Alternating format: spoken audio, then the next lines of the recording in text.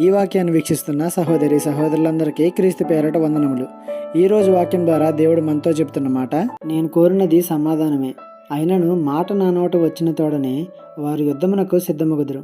కీర్తనల గ్రంథము 120:7. నిజమే కదా. మన జీవితంలో కూడా ఇలాంటి సందర్భం ఎదురై ఉంటుంది కదా. ఎదుటివారు ఎంత బాధించినా ఇబ్బంది పెట్టినా వారిని క్షమించి వారితో సమాధానంగా ఉందామని అనుకుంటాం.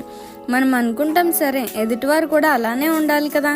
చచ్చినా అలా ఉండరు. ఖచ్చితంగా మనం తూర్పు అంటే వాళ్ళు పడమరా అంటారు. ఇలాంటి వాళ్ళ దగ్గర మనం ఏం మాట్లాడినా ప్రమాదమే. ఈ కాలంలోనే కాదు, దావీదు కాలంలో కూడా ఇలాంటి వాళ్ళు ఉన్నారని వాక్యం ద్వారా మనకు తెలియజేస్తున్నారు.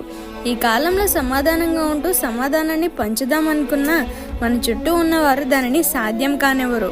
కాబట్టి వీలైనంత మట్టుకు అలాంటి వారు ఉన్నా లేక వారు ఎదురైనా మనం సైలెంట్గా ఉండడం మంచిది.